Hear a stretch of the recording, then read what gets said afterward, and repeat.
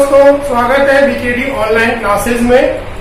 कक्षा 11वीं 11th से हम एक टॉपिक शुरू कर रखा था, द सेल्स कोशिका। कोशिका क्या है, कोशिका की खोज किसने की, कोशिका सिद्धांत। और दो प्रकार की कोशिकाएं, मुख्य रूप से दो प्रकार की कोशिकाएं, प्रोकैरियोटिक सेल्स और यूकैरियोटिक सेल्स। इनमें से अपन ने प्रोकैरियोटिक सेल्स या बैक्टीरियल सेल्स के बारे में पढ़ चुके थे। जीवाणु कोशिका के बारे में अपन ने अध्ययन कर लिया था। बैक्टीरियल सेल एक प्रोकैरियोटिक कोशिका होती है। उस प्रोकैरियोटिक कोशिका के अंदर उसका जो केंद्रक है वो केंद्रक बिखरा हुआ होता है। केंद्रक का जो अनुवांशिक पदार्थ है वो बिखरा हुआ होता है, क्योंकि प्रोटीन, हिस्टोन प्रोटीन या नॉन हिस्टोन प्रोटीन दोनों ही नहीं पाई जाती। इस कारण से केंद्रक बंधा हुआ नहीं होता और प्रोकैरियोटिक कोशिका के अंदर केंद्रक बिखरा हुआ रहता है। इस प्रकार के केंद्र को न्यूक्लियोइड कहा जाता है, केंद्रकाप कहा जाता है। साथ ही प्रोकैरियोटिक कोशिका के अंदर किसी प्रकार के भी दोहरी झिल्ली या इकहरी झिल्ली युक्त कोशिकांग नहीं पाए जाते। राइबोसोम पाए जाते हैं और ये राइबोसोम प्रोकैरियोटिक कोशिका के 70S प्रकार के राइबोसोम होते हैं, 70S प्रकार के राइबोसोम होते हैं, जिसके अंदर दो उप इकाइयां होती हैं। बड़ी उप इकाई 50S की और छोटी उप इकाई 30S की होती है। 50 और 30S की उप इकाइयां होती है, दोनों का जोड़ कभी भी नहीं होता। ये दोनों इकाइयां मिलकर के 70S राइबोसोम का निर्माण करती हैं। तो ये प्रोकैरियोटिक सेल्स के बारे में कुछ शॉर्ट में संक्षेप में था। इससे पहले वाली वीडियो के अंदर आपको प्रोकैरियोटिक कोशिका को विद डायग्राम समझाया गया था। आज हम यूकैरियोटिक कोशिका यानी कि ससीम केंद्र की कोशिका, ससीम केंद्र की कोशिका जिसके अंदर सभी कोशिकांग सुविकसित होते हैं, सभी कोशिकांग पाए जाते हैं और सभी कोशिकांग सुविकसित होते हैं। अर्थात इन कोशिकांगों के ऊपर झिल्ली पाई जाती है, केंद्रक के ऊपर झिल्ली पाई जाती है। केंद्रक का गुणसूत्रीय पदार्थ यानी क्रोमेटिन पदार्थ है वो भी केंद्रक के अंदर बंधा हुआ रहता है, गुथा हुआ रहता है हिस्टोन प्रोटीन के साथ में। तो आज हम ससीम केंद्र की कोशिका का अध्ययन करेंगे, यूकैरियोटिक कोशिका का अध्ययन करेंगे। यूकैरियोटिक कोशिकाएं सभी पादप कोशिकाएं, जंतु कोशिकाएं यूकैरियोटिक कोशिकाएं होती हैं। जितनी भी जंतु कोशिकाएं हैं, पादप कोशिकाएं, सभी यूकैरियोटिक कोशिकाएं होती हैं, अर्थात ससीम केंद्र की कोशिकाएं होती हैं। यहाँ पर हम एक पादप कोशिका के माध्यम से यूकैरियोटिक कोशिका का अध्ययन करेंगे। बोर्ड पर आपको दिखाई दे रहा है कि एक यूकैरियोटिक कोशिका, पादप कोशिका, प्लांट सेल्स का चित्र बना हुआ है। इस कोशिका के अंदर जितने भी कोशिकांग पाए जा रहे हैं हम उनका संक्षेप में अध्ययन करेंगे और क्या होती है यूकैरियोटिक कोशिका इसके बारे में पढ़ेंगे। साथ ही साथ इस कोशिका में कौन से कोशिकांग ऐसे हैं जो एक ही झिल्ली से घिरे हुए हैं, कौन से कोशिकांग हैं जो दो झिल्ली से घिरे हुए हैं और कौन से सेल ऑर्गेनेल्स या कोशिकांग हैं जिनके ऊपर झिल्ली पाई ही नहीं जाती है, इसका भी हम अध्ययन करेंगे। साथ ही साथ इस कोशिका के अंदर मिलने वाले अन्य पदार्थ, कोशिका द्रव्य के अंदर मिलने वाले पदार्थ, संचित पदार्थ, स्रावी पदार्थ, उत्सर्जित पदार्थ, इनके बारे में भी संक्षेप में अध्ययन करेंगे। तो आइए आज हम शुरू करते हैं ससीम केंद्र की या यूकैरियोटिक कोशिका। यूकैरियोटिक कोशिका चित्र में आपको सामने दिखाई दे रहा है, आप इस चित्र का स्क्रीनशॉट ले सकते हैं। वैसे ये चित्र आपको व्हाट्सएप ग्रुप के अंदर उपलब्ध भी करवाया जाता है। तो ससीम केंद्र की, देखिए ससीम केंद्र की या यूकैरियोटिक, ससीम केंद्र की, ससीम केंद्र की का मतलब है कि संगठित केंद्रक, अर्थात इस कोशिका का केंद्रक संगठित होता है। मतलब कि क्रोमेटिन पदार्थ, क्रोमेटिन पदार्थ यहाँ पर दिखाई दे रहा है आपको। क्रोमेटिन पदार्थ क्या है? ये गुणसूत्रीय पदार्थ है, ये डीएनए है जो कि प्रोटीन के साथ मिलकर के बंधा हुआ होता है। गुणसूत्रों को इंग्लिश में क्रोमोसोम कहते हैं और प्रोटीन तो प्रोटीन है ही, तो क्रोमोसोम का क्रोमो और प्रोटीन का टीन क्रोमेटिन बन गया। तो क्रोमेटिन पदार्थ यानी गुणसूत्रीय पदार्थ जो है वो गुणसूत्रीय पदार्थ केंद्रक झिल्ली, ये आपको दिखाई दे रही है, यहाँ पर लिखा हुआ है केंद्रक झिल्ली। केंद्रक झिल्ली ये है जो नीले कलर से चित्र बनी हुई है पूरे में केंद्रक झिल्ली। इस केंद्रक झिल्ली के अंदर पाया जा रहा है क्रोमेटिन पदार्थ। केंद्रक झिल्ली की उपस्थिति के कारण ही इस केंद्र को संगठित केंद्र कहा जाता है। संगठित केंद्रक होने के कारण यह कोशिका ससीम केंद्र की कोशिका कहलाती है। एक सामान्य कोशिका होती है यूकेरियोटिक कोशिका, यानी कि अधिकांशतः मिलने वाली, सामान्यतः मिलने वाली, खूब मिलने वाली कोशिका ससीम केंद्र की यूकेरियोटिक कोशिका होती है। इनमें केंद्रक झिल्ली युक्त पाया जाता है। न्यूक्लियस, जो न्यूक्लियस है वो झिल्ली युक्त पाया जाता है। यहाँ पर है केंद्रक, ये लिखा हुआ है केंद्रक, केंद्र झिल्ली युक्त है, यहाँ पर झिल्ली से घिरा हुआ केंद्रक है, संगठित केंद्रक है, ससीम केंद्र की यूकेरियोटिक सेल्स कहलाती है। कोशिका द्रव्य में मिलने वाले कोशिका द्रव्य साइटोप्लाज्म, कोशिका द्रव्य के अंदर ये कोशिका द्रव्य लिखा हुआ है। इस कोशिका के अंदर जो कोशिकांग है, जो आपको कोशिकांग माइटोकॉन्ड्रिया दिखाई दे रहा है, हाइड्रोक्लोर दिखाई दे रहे हैं, यहाँ पर अंतरपद्रवी जालिकाएं हैं, गोल्जी काय है, लाइसोसोम है। इनके अलावा जो द्रव पदार्थ भरा होता है वो कोशिका द्रव्य है। इसी कोशिका द्रव्य में ये सभी कोशिका के अंग, तो माइटोकॉन्ड्रिया, अंतरपद्रवी जालिका, गोल्जी काय, लाइसोसोम, राइबोसोम, ये सभी कोशिका के अंग कहलाते हैं, सेल्स ऑर्गेनेल्स कहलाते हैं। ये कोशिका द्रव्य जो पदार्थ है, इस कोशिका द्रव्य में ये सभी अंगक रहते हैं, बिखरे हुए रहते हैं, या इस कोशिका द्रव्य में ये अंगक पाए जाते हैं। यूकेरियोटिक कोशिका में ये अंगक, यानी कि ये सेल ऑर्गेनेल्स, कोशिका द्रव्य में मिलने वाले सेल ऑर्गेनेल्स या कोशिका के अंगक झिल्ली युक्त होते हैं। उनके ऊपर एक झिल्ली या दो झिल्ली पाई जाती है, एक या दो झिल्ली उनके ऊपर पाई जाती है। प्रोकैरियोटिक कोशिका, इससे पहले वाली जो कोशिका थी, आज यूकेरियोटिक कोशिका है, इससे पहले प्रोकैरियोटिक कोशिका थी। प्रोकैरियोटिक कोशिका के अंदर इस प्रकार की कोई भी झिल्ली युक्त कोशिकांग नहीं थी। यूकेरियोटिक कोशिका के अंदर झिल्ली युक्त कोशिकांग पाए जाते हैं, जैसे माइटोकॉन्ड्रिया, गोल्जी काय। देखिए माइटोकॉन्ड्रिया यहाँ पर ये बना हुआ है, गोल्जी काय पाई जाती है, Golgi body, dictyosome, Golgi complex, कई नामों से जाना जाता है। गोल्जी काय, डिक्टियोसोम, गोल्जी कॉम्प्लेक्स, ये इसके अंदर पाए जाते हैं। माइटोकॉन्ड्रिया पाए जाते हैं। अंतःप्रद्रवी जालिका पाई जाती है, ये है अंतःप्रद्रवी जालिका, यहाँ पर भी लिखा है अंतःप्रद्रवी जालिका। चिकनी और खुरदरी क्यों है? एक है स्मूथ एंडोप्लाज्मिक रेटिकुलम अंतःप्रद्रवी जालिका, एक है रफ अंतःप्रद्रवी जालिका या खुरदरी अंतःप्रद्रवी जालिका। क्यों है ये? सुनिए इधर, देखिए, ध्यान दीजिएगा।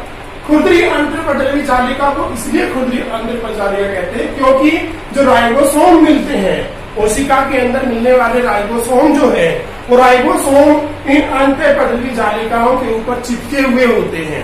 तो जिन अंतःप्रद्रवी जालिका के ऊपर राइबोसोम चिपके होते हैं वो अंतःप्रद्रवी जालिका या एंडोप्लाज्मिक रेटिकुलम या शॉर्ट में जिसको कहते हैं ER, एंडोप्लाज्मिक रेटिकुलम। जिस एंडोप्लाज्मिक रेटिकुलम पर, जिस अंतःप्रद्रवी जालिका पर, जिस ER पर राइबोसोम चिपके हुए होते हैं, उस ER को, उस अंतःप्रद्रवी जालिका को खुरदरी अंतःप्रद्रवी जालिका कहा जाता है, यानी कि RER, रफ एंडोप्लाज्मिक रेटिकुलम। और जिस अंतःप्रद्रवी जालिका पर राइबोसोम नहीं चिपके होते हैं, राइबोसोम उसके पास नहीं होते हैं, उस पर राइबोसोम नहीं चिपके होते हैं, वो अंतःप्रद्रवी जालिका चिकनी अंतःप्रद्रवी जालिका होती है, स्मूथ एंडोप्लाज्मिक रेटिकुलम या SER, स्मूथ एंडोप्लाज्मिक रेटिकुलम। ये पाया जाता है झिल्ली कोशिका। तो कौन कौन से हो गए? माइटोकॉन्ड्रिया, गोल्जी काय, अंतःप्रद्रवी जालिका, लाइसोसोम, लयन काय, जिसे आप छोटी क्लास में पढ़ के भी आए हो, कोशिका की आत्मघाती थैली। क्यों? इसके अंदर क्या पाया जाता है? बहुत प्रकार के एंजाइम भरे हुए होते हैं। अगर ये लाइसोसोम कोशिका के अंदर बढ़ जाते हैं तो इनके एंजाइम कोशिका के अंदर के पदार्थ को ही पचा देते हैं, कोशिका नष्ट हो जाती है। इसलिए कोशिका के आत्मघाती थैली में कहा जाता है। लाइसोसोम पाए जाते हैं एवं सूक्ष्म नलिकाएं, माइक्रोट्यूब्यूल्स पाई जाती है। लवक, ये एक पादप कोशिका है, ये एक प्लांट सेल्स है। अतः पादप कोशिका के अंदर मुख्य अंतर होता है कि पादप कोशिका में हरित लवक पाए जाएंगे। ये है हरित लवक, यहाँ पर बना हुआ है, एक ये रहा हरित लवक, एक ये रहा। तो हरित लवक की उपस्थिति पादप कोशिका को दर्शाती है। दूसरा, पादप कोशिका में कोशिका भित्ति पाई जाती है, ये भी पादप कोशिका का उदाहरण है, पादप कोशिका की पहचान है। तो इसके अंदर लवक पाए जाते हैं, प्लास्टिड पाए जाते हैं। पादप कोशिका के अंदर लवक होते हैं। लवक 3 प्रकार के होते हैं, वर्णी लवक, अवर्णी लवक और हरित लवक। तो इस प्रकार से इनमें लवक पाए जाते हैं, प्लास्टिड से पाए जाते हैं। केंद्रक में एक से अधिक केंद्रिक, देखिए यहाँ पर पूरा भाग जो केंद्रक का है अंदर से हमने काले रंग के डॉट से दिखा रखा है। ये काले रंग के जो डॉट पदार्थ है ये पूरा केंद्रक द्रव्य है। इसमें हमने नाम ने लिखा शायद केंद्रक द्रव्य होता है। ये पूरा पदार्थ केंद्रक द्रव्य, जिसमें क्रोमेटिन पदार्थ भी होता है, गुणसूत्र भी होता है। इस केंद्रक द्रव्य में क्रोमेटिन पदार्थ होते हैं। इस केंद्रक द्रव्य के अलावा यहाँ पर एक लाल रंग की जगह और दिखाई दे रही है, जो डॉटेड बनाया गया है लाल रंग से, वो है केंद्रिक या न्यूक्लियोलस। केंद्रिक या न्यूक्लियोलस। तो एक केंद्रक में केंद्रिक की संख्या एक से अधिक हो सकती है। तो केंद्रक में एक से अधिक केंद्रिक या न्यूक्लियोलस पाए जाते हैं। ये केंद्रिक या न्यूक्लियस प्रोकैरियोटिक कोशिका में नहीं होते। केंद्रक में आनुवांशिक पदार्थ यानी डीएनए, आनुवांशिक पदार्थ डीएनए है या आरएनए है। तो मुख्य रूप से यूकैरियोटिक कोशिकाओं के अंदर आनुवांशिक पदार्थ डीएनए होता है। यह आनुवांशिक पदार्थ गुणसूत्रों के रूप में पाया जाता है और केंद्रक झिल्ली से घिरा हुआ रहता है, जिसका निर्माण जो गुणसूत्र है, केंद्रक जो आनुवांशिक पदार्थ है केंद्रक झिल्ली के अंदर है, उसका निर्माण डीएनए से, deoxyribonucleic acid DNA, non histone protein और हिस्टोन प्रोटीन, इनके मिलने से होता है। आनुवांशिक पदार्थ गुणसूत्रों के रूप में होता है और गुणसूत्रों के रूप में इस आनुवांशिक पदार्थ का निर्माण डीएनए से, नॉन हिस्टोन प्रोटीन से और हिस्टोन प्रोटीन के द्वारा होता है। राइबोसोम मुख्य, आप ध्यान दीजिएगा, एक अंतर दूसरा जो मुख्य कोशिका के अंदर है यूकैरियोटिक प्रोकैरियोटिक के अंदर, ससीम केंद्रिक कोशिका में केंद्र संगठित होता है, ये था। अब राइबोसोम की बारी, ये रहे राइबोसोम। राइबोसोम अंतःप्रद्रवी जालिकाओं पर चिपके हुए हैं और वैसे भी बिखरे हुए भी होते हैं। तो ये राइबोसोम प्रोकैरियोटिक की बात करें अपन पहले, प्रोकैरियोटिक कोशिका के अंदर ये राइबोसोम केवल 70S प्रकार के ही पाए जा रहे थे।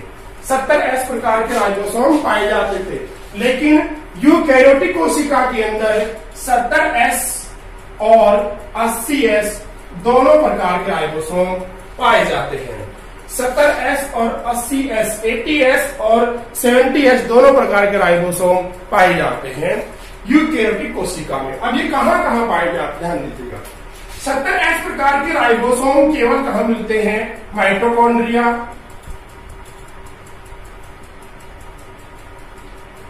और हरित लवक में। 70S प्रकार के राइबोसोम माइटोकॉन्ड्रिया और हरित लवक के अंदर पाए जाते हैं। 70S प्रकार के राइबोसोम माइटोकॉन्ड्रिया में और हरित लवक के अंदर पाए जाते हैं 70S प्रकार के राइबोसोम, जिनकी उप इकाइयां वही होंगी, एक 50S और दूसरी 30S। ठीक है। इसके बाद में 80S प्रकार के राइबोसोम जो है वो कोशिका द्रव्य में पाए जाते हैं। 80S प्रकार के राइबोसोम बड़े आकृति के राइबोसोम है। प्रोकैरियोटिक कोशिका के राइबोसोम से कुछ बड़े आकृति के राइबोसोम। ये राइबोसोम यूकैरियोटिक कोशिका के अंदर कोशिका द्रव्य में पाए जाते हैं। कहां पर? या तो अंतःप्रद्रवी जालिकाओं पर चिपके हुए होते हैं या कोशिका द्रव्य में बिखरे हुए होते हैं। 80S प्रकार के राइबोसोम की जो यूनिट होती है, छोटी यूनिट यानी सब यूनिट, जो छोटी सब यूनिट है वो होती है 40S और जो बड़ी यूनिट है वो होती है 60S या 60S। S यहाँ पर श्वेट्ज़बर्ग इकाई है जो अवसादन गुणांक को मापती है। 40S और 60S उप इकाई के जुड़ने से 80S प्रकार के राइबोसोम बनते हैं जो यूकैरियोटिक कोशिका के अंदर पाए जाते हैं। यूकैरियोटिक कोशिका के अंदर और कौन कौन सी कोशिकाएं हैं और ये कितनी कितनी झिल्लियों से मिलकर के बने होते हैं, इनका हम एक चार्ट के द्वारा अध्ययन करेंगे। इससे पहले हम इस चित्र के अंदर बने हुए सभी कोशिकांगों को एक बार थोड़ा थोड़ा समझ लेते हैं। जो भी कोशिकांग है सबको अपन चलते हैं ऊपर राइबोसोम से। राइबोसोम आपको बता दिया यूकैरियोटिक कोशिका के अंदर। देखिए इस चित्र में ग्रीन कलर फिर ब्लैक और रेड ब्लू, ये चारों कलर यूज कर रखे हैं। किस किस रंग से क्या क्या बना रखा है आपको बता दे। ब्लैक कलर से कोशिका भित्ति बनी हुई है, ग्रीन कलर से मिडिल लैमिला, मध्य लैमिला, यहाँ पे लिखा हुआ है ग्रीन कलर से मध्य लैमिला बनी हुई है। रेड कलर से कोशिका झिल्ली या प्लाज्मा झिल्ली बनी हुई है, और ब्लू कलर से अंतःपरजीवी जालिकाओं और केंद्रक के आवरण को बनाया गया है। अंतःपरजीवी जालिकाएं रुधिरी और चिकनी दोनों ही ब्लू कलर से बना रखी हैं, केंद्रक झिल्ली भी ब्लू कलर से बनी हुई है। इसके अलावा माइटोकॉन्ड्रिया रेड कलर से बना रखे हैं, हर क्लॉक है ग्रीन कलर से बने हुए हैं, माइटोकॉन्ड्रिया रेड कलर से है, केंद्रिक रेड कलर से है। अब यहाँ पर देखिएगा इन अंगों के बारे में। सबसे पहले हम बात करते हैं राइबोसोम से ऊपर से। देखिए अगर हम बीच में से लेके चलेंगे कि अध्ययन तो ये होता है कि हम बाहर से अंदर की ओर आए, कोशिका भित्ति से फिर अंदर की ओर आते जाएं, लेकिन ऐसे में अपने कोई ना कोई अंग छूट जाएंगे, कोई बात नहीं। देखिए राइबोसोम 2 प्रकार के राइबोसोम यूकेरियोटिक कोशिका के अंदर पाए जाते हैं। बड़े आकार के राइबोसोम 80S प्रकार के होते हैं और छोटे 70S प्रकार के होते हैं। 70S प्रकार के राइबोसोम माइटोकॉन्ड्रिया और हरित लौह में पाए जाते हैं, जबकि 80S प्रकार के राइबोसोम कोशिका द्रव्य में तथा अंतःपरजीवी जालिका या एंडोप्लाज्मिक रेटिकुलम पर चिपके हुए मिलते हैं। माइटोकॉन्ड्रिया, एक कोशिका में बहुत सारे माइटोकॉन्ड्रिया होते हैं। माइटोकॉन्ड्रिया कोशिका के पावर हाउस होते हैं, यानी शक्ति गृह होता है। माइटोकॉन्ड्रिया में भोजन का ऑक्सीकरण होता है, जिस कारण से ऊर्जा उत्पन्न होती है। एटीपी के रूप में माइटोकॉन्ड्रिया में ऊर्जा को संचित किया जाता है। हरित लौह, पादप कोशिकाओं के अंदर हरित लौह पाया जाता है। हरित लौह के अंदर क्लोरोफिल पर्ण हरित होता है, जिसके द्वारा पादप अपना भोजन निर्माण करता है। हरित लौह एक दोहरी झिल्ली युक्त कोशिकांग है, जिसके अंदर स्ट्रोमा ग्रेना भाग पाए जाते हैं, लैमेली पटलिकाएं पाई जाती हैं, ये सभी भाग होते हैं। प्रकाश संश्लेषण की प्रक्रिया जो होती है वो हरित लौह के अंदर होती है। क्लोरोफिल इसके लिए आवश्यक होता है। कोशिका द्रव है अगला टॉपिक, कोशिका द्रव। कोशिका के अंदर जो भी पदार्थ पाए जाते हैं सभी कोशिका द्रव है। कोशिका द्रव के अंदर अनेक कोशिकांग बिखरे हुए रहते हैं। क्रोमेटिन पदार्थ, केंद्रक झिल्ली के अंदर, केंद्रक झिल्ली में केंद्रक झिल्ली से आवृत गुणसूत्रीय पदार्थों क्रोमेटिन पदार्थ कहते हैं। क्रोमेटिन पदार्थ में क्रोमोसोम और प्रोटीन 2 चीजें आप जुड़ी हुई होती हैं। क्रोमोसोम गुणसूत्रों का निर्माण जो है वो डीएनए हिस्टोन प्रोटीन और नॉन हिस्टोन प्रोटीन के द्वारा होता है। अब यहाँ पर रिक्तिका, देखिए आया ही नहीं है अपने अभी जो विश्लेषण किया उसमें।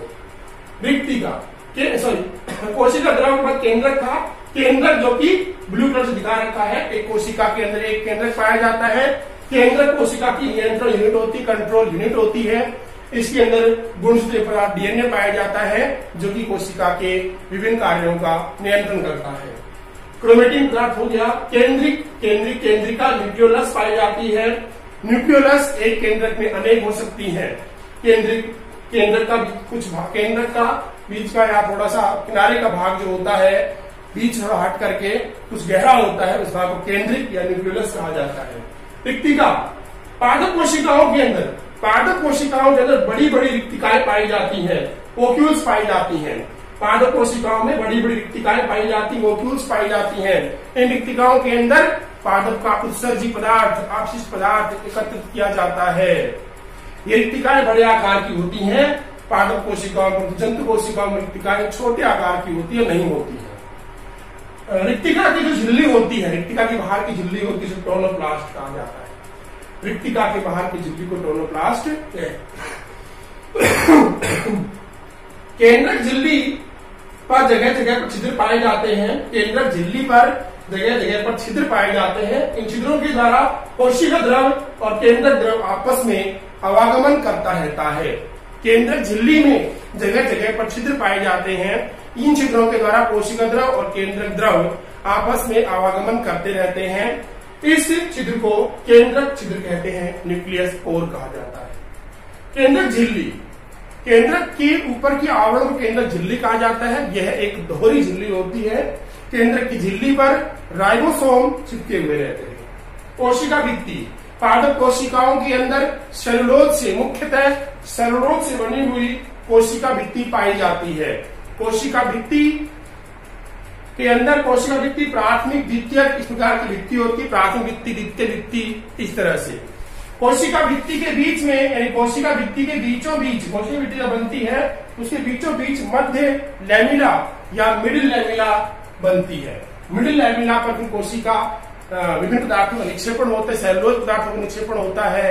इन सभी के निक्षेपण से कोशिका भित्ति का निर्माण पेक्टोसेलुलोज पदार्थ जो होते हैं इनका निक्षेपण होता है और कोशिका भित्ति का निर्माण होता है। तो मध्य लैमिला बीच में पाई जाती है। मिडिल लैमिला एक कॉमन झिल्ली होती है, कॉमन झिल्ली होती है जो कि कोशिका झिल्ली और कोशिका भित्ति दोनों के बीच पाई जाती है, मध्य लैमिला। इसके बाद है चिकनी अंतःप्रजालिका SER, स्मूथ एंडोप्लाज्मिक रेटिकुलम। इस बारे में आपको बताया, राइबोसोम के कण इस पर नहीं पाए जाते, इस कारण चिकनी होती है। ये गोल्जिका या गोल्जी कॉम्प्लेक्स एक कोशिकांग है, एक झिल्ली से घिरा हुआ।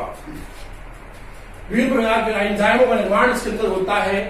गोल्जिकाएं, पुट्टिकाएं की बनती इसके अंदर, लाइसोसोम का निर्माण इससे होता है। गोल्जिकाएं, खुरदरी अंतःप्रजालिका या RER, rough endoplasmic reticulum. Plasma झिल्ली, मेन पॉइंट है प्लाज्मा झिल्ली। कोशिका भित्ति के नीचे प्लाज्मा झिल्ली पाई जाती है, प्लाज्मा झिल्ली या जीव द्रव्य झिल्ली भी कहा जाता है। प्लाज्मोडेस्माटा, पादप कोशिकाओं के अंदर की जंतु कोशिकाओं पर दृढ़ कोश की भित्ति नहीं पाई जाती, इस कारण से उनके पदार्थों का आवागमन आपस में एक कोश झिल्ली दूसरी कोश झिल्ली के बीचों बीच से होता रहता है। लेकिन पादप कोशिकाओं पर कोशिका भित्ति पाई जाती है जो कि निर्जीव झिल्ली होती है, निर्जीव भित्ति होती है। इस कारण से इन कोशिकाओं के पदार्थों का आवागमन आपस में एक कोशिका दूसरी कोशिका में जाने के लिए बीच में छिद्र पाए जाते हैं। छिद्रों को प्लाज्मोडेस्माटा कहते हैं या जीव द्रवक तंतु कहते हैं। इन प्लाज्मोडेस्माटा छिद्रों से जीव द्रव एक कोशिका दूसरी कोशिका के अंदर गमन करता है। यहाँ पर जो हमने जॉइंट छोड़ रखे हैं, यहाँ पर एक कोशिका दूसरी आएगी, यहाँ दूसरी कोशिका प्रकार से कोशिकाएं आपस में जुड़ी होती है। तो इन कोशिकाओं के साइटोप्लाज्म, कोशिका द्रव का, जीव द्रव का आपस में एक कोशिका दूसरी कोशिका में आवागमन होता रहता है। जो आवागमन होता है तो उसमें छिद्र बन जाते हैं, छिद्रों को प्लाज्मोडेस्माटा या जीव द्रव तंतु कहा जाता है। लाइसोसोम बता दिया, कोशिका की आत्मघाती थैली होती है, इनके अंदर विभिन्न प्रकार के पाचक एंजाइम भरे होते हैं। जब ये थैलियां फट जाती है तो कोशिका के अंदर के पदार्थों को ही पचा लेती है, जिस कारण से कोशिका की मृत्यु हो जाती है, कोशिका नष्ट हो जाती है। अतः इसे लाइसोसोम को आत्मघाती थैली, सुसाइड बैग कहा जाता है। तो ये था इस प्रकार से पादप कोशिका, यूकेरियोटिक कोशिका के बारे में। अब यूकेरियोटिक कोशिका के अंदर कौन कौन से कोशिका के अंग मिलते हैं और कौन सी कोशिकाओं कितने झिल्ली से घिरे हुए हैं। कोशिका के अंदर अंतर वस्तुएं जो होती हैं, उसके अंदर इंक्लूजन जो होते हैं कोशिका के अंदर, वो कौन कौन से होते हैं, इनका हम अध्ययन करेंगे चार्ट के माध्यम से।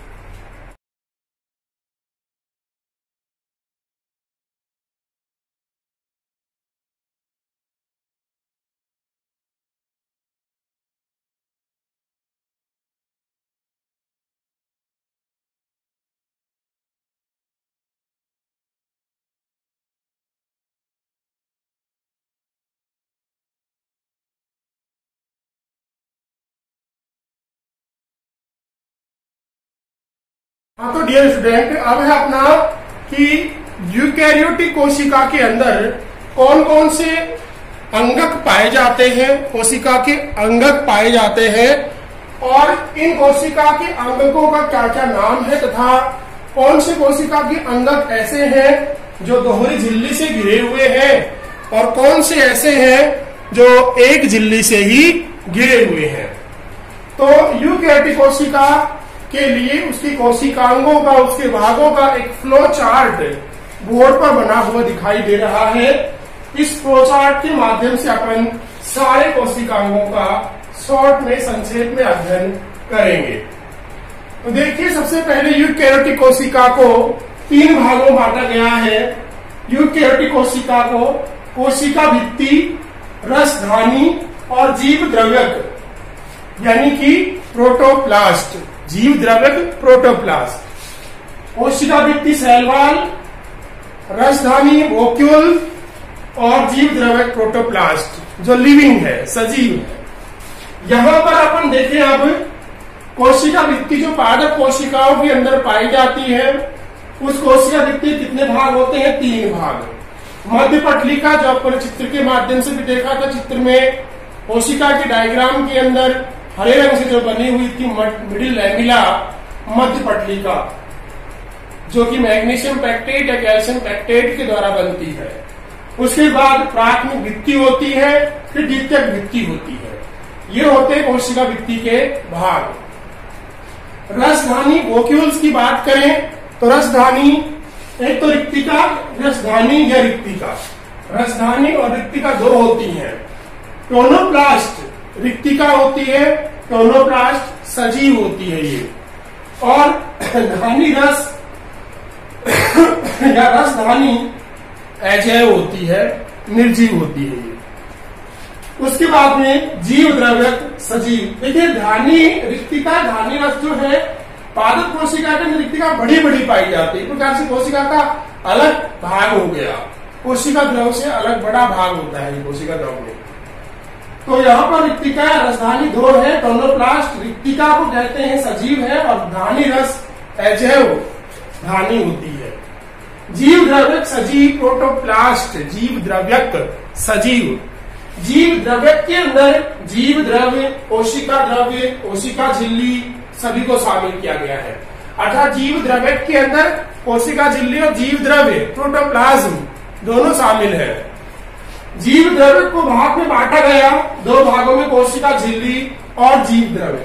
कोशिका झिल्ली का अध्ययन हम एक पार्ट के अंतर्गत अलग से करेंगे। कोशिका झिल्ली का जो मॉडल है उसके बारे में पढ़ेंगे। कोशिका झिल्ली किससे बनी होती है उसके बारे में पढ़ेंगे। कोशिका झिल्ली क्या है, किस प्रकार की झिल्ली है, चयनात्मक, अर्धपारगम, सिलेक्टिव, परमिएबल, सेमी परमिएबल होती है कोशिका झिल्ली।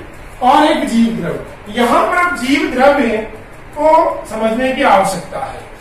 जीव द्रव्य या प्रोटोप्लाज्म, देखिए कोशिका के अंदर भरे गए सभी पदार्थ, केंद्रक और कोशिका द्रव्य कोशिका के अंदर केंद्रक और कोशिका द्रव्य दोनों को मिला करके जीव द्रव्य कहा जाता है, प्रोटोप्लाज्म कहा जाता है।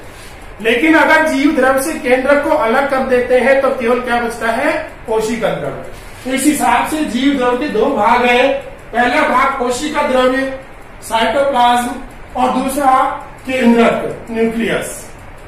यहाँ पर अपन कोशिका द्रव्य को लेकर चलते हैं। काफी भाग होते हैं कोशिका द्रव्य के अंदर, बहुत सारे कोशिकांग इसके अंदर होते हैं, तो हम इसको लेके चलते पहले। कोशिका द्रव्य, कोशिका द्रव्य को फिर तीन भागों में बांटा गया है। काचाभ द्रव्य, हाइलोप्लाज्म, जो इसका बिल्कुल तरल पानी जैसा भाग होता है, चमकीला भाग होता है, वो काचाभ द्रव्य होता है। इस काचाभ द्रव्य में अनेक निलंबित पदार्थ, कोशिकांग, अंतर्विष्ट पिंड, कोशिका अंतर्वस्तुएं जो होती है, सभी मिलकर के कोशिका द्रव्य को बना देती है। काचाभ द्रव्य इसका बिल्कुल पानी जैसा चमकीला पदार्थ होता है। सक्रिय कोशिका उपापचय रूप से, मेटाबॉलिक रूप से जो उपापचय रूप से जो सक्रिय है, मेटाबॉलिकली एक्टिव सेल ऑर्गेनेल्स है, वो कौन कौन से हैं। और उसका तीसरा भाग है कोशिका अंतर वस्तुएं, यानी कि सेल इंक्लूजन्स, नॉन लिविंग पदार्थ होते हैं, ये अजैव पदार्थ होते हैं। यहाँ पर काचाभ द्रव्य को नहीं बांटा गया है, सक्रिय कोशिकाओं को बांटा गया है। यहाँ पर अब एक मेन बात है जो आपको पहले बताया गया था कि यूकैरियोटिक कोशिका के अंदर ये सबसे महत्वपूर्ण है कि इसके अंदर एक झिल्ली से या दो झिल्ली से घिरे हुए कोशिकांग पाए जाते हैं। तो यहाँ पर दोहरी झिल्ली, double membrane cell organelles, double membranous cell organelle से दोहरी झिल्ली से घिरे हुए माइटोकॉन्ड्रिया और लवकें। हरित लवक जो है वो दोहरी झिल्ली से घिरा हुआ है, माइटोकॉन्ड्रिया दोहरी झिल्ली से घिरा हुआ है। केंद्रक भी दोहरी झिल्ली से घिरा होता है, लेकिन केंद्रक को हमने एक अलग पार्ट्स के रूप में अध्ययन कर रहे हैं। तो माइटोकॉन्ड्रिया, लवकें, डबल मेम्ब्रेन यानी दोहरी झिल्ली युक्त कोशिकांग है। उस पर एक झिल्ली वाले कोशिकांग, बहुत सारे हैं एक झिल्ली वाले कोशिकांग। इसमें गोल्जी काय है, एंडोप्लाज्मिक रेटिकुलम है, अंतःप्रद्रवी जालिका। हमने यहाँ पे शॉर्ट में लिख दिया है, जगह की कमी के कारण से, बोर्ड छोटा इस कारण से। ER अंतःप्रद्रवी जालिका, लाइसोसोम, सूक्ष्म काय, माइक्रोबॉडीज। कोशिका के अंदर बहुत सारी माइक्रोबॉडीज होती हैं। कौन कौन सी? सूक्ष्म काय, बहुत छोटी काय होती है, छोटे अंगक होते हैं ये। स्फीरोसोम रिकैरी झिल्ली युक्त होता है। स्फीरोसोम, पैरोक्सिसोम, ग्लाइओक्सिसोम। स्फीरोसोम, पैरोक्सिसोम, ग्लाइओक्सिसोम सूक्ष्म काय है, माइक्रोबॉडीज है। माइक्रोट्यूब्यूल्स सूक्ष्म नलिकाएं पूरे कोशिका द्रव में बिखरी हुई रहती हैं और कोशिका का कंकाल बनाती हैं। ये एक प्रकार से कोशिका का कंकाल बनाती हैं, कोशिका को फुलाए हुए रखती हैं माइक्रोट्यूब्यूल सूक्ष्म नलिकाएं। झिल्ली विहीन कोशिका राइबोसोम। राइबोसोम एक झिल्ली विहीन कोशिकांग है, किसी प्रकार की कोई झिल्ली इस पर नहीं पाई जाती। एकमात्र कोशिकांग झिल्ली विहीन है राइबोसोम। कोशिका अंतर्वस्तुय पदार्थ यानी कि सेल इंक्लूजन्स नॉन लिविंग से ये अजैव पदार्थ हैं। कौन कौन से? संचित पदार्थ, वे पदार्थ जो कि पादप के लिए आवश्यक होते हैं। पादप इनका निर्माण अधिक मात्रा में करता है और इनको पादप अपने अंदर संचित कर लेता है। ये सभी पदार्थ पादप को ऊर्जा प्रदान करने का कार्य करते हैं, जैसे कार्बोहाइड्रेट, प्रोटीन्स, लिपिड्स, ये सभी संचित पदार्थ होते हैं। स्रावी पदार्थ पादपों के अंदर पादप की कोशिकाओं, विशेष कोशिकाओं के द्वारा, विशेष उपापचयी क्रियाओं के द्वारा कुछ ऐसे पदार्थ बनते हैं। ये पदार्थ विभिन्न प्रकार की थैली समान संरचनाओं के अंदर बंद रहते हैं, जिनकी आवश्यकता भी पादप को होती है। ये पदार्थ होते हैं एंजाइम, विटामिन, मकरंद। जो मकरंद है, फूलों के अंदर मकरंद होता है, मीठा होता है, शहद होता है, जो मधुमक्खी चूसती है शहद मकरंद को, नेक्टर को, वो मकरंद भी एक स्रावी पदार्थ होता है, जिसका स्राव मकरंद कोशिकाओं करती हैं और वो स्राव बाहर आ जाता है। तो ये स्रावी पदार्थ एंजाइम होते हैं जो पादप की विभिन्न उपापचयी क्रियाओं के लिए आवश्यक होते हैं, और मकरंद, विटामिन, ये सभी स्रावी पदार्थ होते हैं। उत्सर्जी पदार्थ पादप के अंदर पादप विभिन्न प्रकार की उपापचयी क्रियाओं के द्वारा कुछ ऐसे पदार्थ होते हैं जो कि पादप के लिए विनाशकारी होते हैं, पादप के लिए अनावश्यक होते हैं, पादप के लिए हानिकारक होते हैं। पादप इन पदार्थों को अपने शरीर से बाहर छोड़ देते हैं। पादपों के अंदर कुछ ऐसे अंग तो पाए नहीं जाते, जैसे कि जीवों के अंदर जंतु पाए जाते हैं, उनके अंदर आहार नाल पाई जाती है, पसीने ग्रंथि पाई जाती है, मूत्र के द्वारा, किडनी के द्वारा बाहर निकाल देते। ऐसे पादपों के अंदर अंग नहीं पाए जाते। अतः पादप इन उत्सर्जी पदार्थों को पत्तियों के अंदर, फलों के छिलकों के अंदर, विशेष छाल के अंदर इनमें संचित कर लेते हैं। और जब पत्ती, फल, छाल पादप से अलग होते हैं तो ये उत्सर्जी पदार्थ भी अलग हो जाते हैं। लेकिन अधिकांश पादपों की उत्सर्जी पदार्थ यानी पादपों की अधिकांश उत्सर्जी पदार्थ ऐसे हैं जो मानव के लिए बहुत उपयोगी होते हैं। मानव इसे किसी न किसी तरह से अपने लिए लाभकारी बना लेते हैं, जैसे कि एल्कलॉइड्स हैं, ग्लूकोसाइड्स है, टेनिन्स है, वाष्पशील तेल होते हैं, रबड़ होता है, क्षीर, रबड़ या क्षीर, ये सभी एल्कलॉइड्स, टेनिन, रेनिन, ये सभी जो है वो क्या है? वाष्पशील तेल, सुगंधित तेल लौंग के अंदर होते हैं, विभिन्न प्रकार के मसालों के अंदर होते हैं। ये सभी हींग में, गूगल में, इन सभी के अंदर जो है, ये चाय के अंदर, कॉफी के अंदर एल्कलॉइड्स होते हैं, फील्ड में एल्कलॉइड्स होते हैं। ये सभी पादपों के लिए उत्सर्जी पदार्थ है, हानिकारक है, लेकिन मानव के लिए ये, जंतुओं के लिए ये बहुत ही आवश्यक पदार्थ होते हैं। ये है उत्सर्जी पदार्थ। तो इसके बाद में है केंद्रक। केंद्रक को 4 भागों में बांटा गया है। केंद्रक कला यानी केंद्रक झिल्ली, दोहरी झिल्ली होती है केंद्रक झिल्ली। उसके बाद केंद्रिक, केंद्रक के अंदर कुछ गहरा भाग पाया जाता है, एक से अधिक संख्याओं में होती है। केंद्रिक या न्यूक्लियोलस कहलाती है।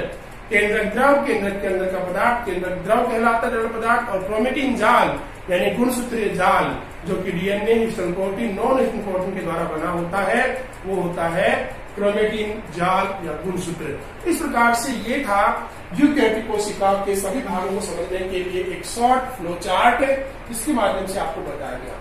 यूकैरियोटिक कोशिका में सभी अंग के सभी भाग पाए जाते हैं। इन्हीं सभी भागों का अलग अलग अध्याय में हम अध्ययन भी करेंगे आगे, यानी कि हम अलग अलग अध्याय चलेंगे। कोशिका के लिए कोशिका भित्ति का एक अध्याय होगा, जीव द्रव का एक अध्याय होगा, कोशिका झिल्ली को भित्ति का साथ में अध्ययन करेंगे, जीव द्रव का अध्ययन करेंगे, जीव द्रव केंद्र का अलग अध्ययन करेंगे, कोशिका द्रव के लिए सभी कोशिकाओं का अलग अध्ययन किया जाएगा। इन सभी के लिए अलग अलग लेसन के रूप में हम अध्ययन करेंगे। ये आपका आज का टॉपिक था। आगे क्लास आपके नए टॉपिक लेके हाजिर होंगे। धन्यवाद, थैंक यू।